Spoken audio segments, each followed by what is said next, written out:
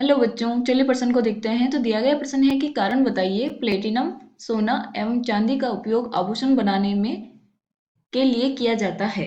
तो हमें कारण बताना है कि हम प्लेटिनम, सोना व चांदी का उपयोग ही आभूषण बनाने में क्यों करते हैं। तो सबसे पहले हम क्या लिखेंगे, मुख्य अवधारणा। मुख्य अवधारणा तो वो क्या हो जाएगी, धातुओं के गुणधर्म। धातुओं के गुणधर्म। तो अब हमें पता होना चाहिए कि धातुओं के कौन कौन से गुणधर्म हैं। जैसे कि हमारे पास धातुओं की क्रियाशीलता किस प्रकार से बढ़ती है, किस प्रकार से घटती है। उसमें जो एक चमकीलापन होता है, कौन सी धातु हमारी सबसे ज्यादा चमकीली होती है, किसमें तन्यता का गुण पाया जाता है, आघात वर्धनीय वाली, और वो भी हमें सब पता होना चाहिए। तो चलिए हम देखते हैं।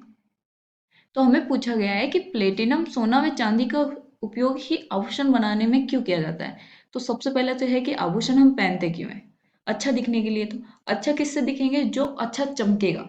तो जो हमारी प्लेटिनम है, सोना चांदी है, उनमें जो चमक होती है बाकी धातुओं से ज्यादा होती है। तो हम एक कारण ये भी लिख सकते हैं कि जो हमारी प्लेटिनम, एयू, सोना व एजी में सबसे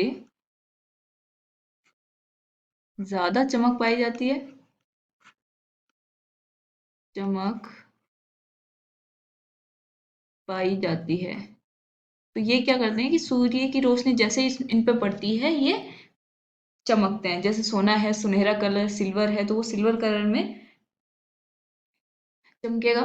तो इनकी वजह से हम क्या करते हैं, इनको आभूषण के रूप में। और क्या है, ये जो हमारी सक्रियता श्रेणी होती है, उसमें भी कहाँ आते हैं, नीचे। तो सक्रियता श्रेणी क्या है कि किसी भी धातु को उसकी क्रियाशीलता के अनुसार उसके अवरोही क्रम में हम व्यवस्थित करते हैं। तो सबसे नीचे जाते जाते क्रियाशीलता कम हो जाती है।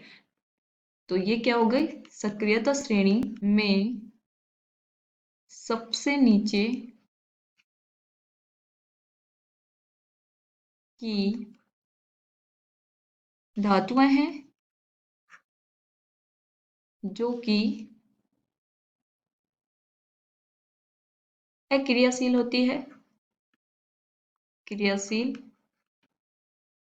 होती है। तो अक्रियाशील होगी तो क्या करेगा, ये वायु के संपर्क में आके उससे अभिक्रिया भी नहीं करेगा, तो ये संसारित भी नहीं होगी।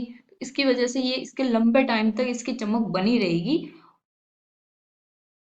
इसी कारण जो हमारे प्लेटिनम, गोल्ड और सिल्वर जो होता है, उसको हम आभूषण के रूप में प्रयोग करते हैं।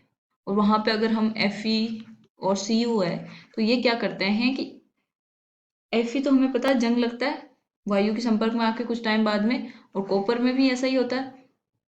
तो इस वजह से हम क्या करते हैं, इनका उपयोग ना करके प्लेटिनम, Au और Ag।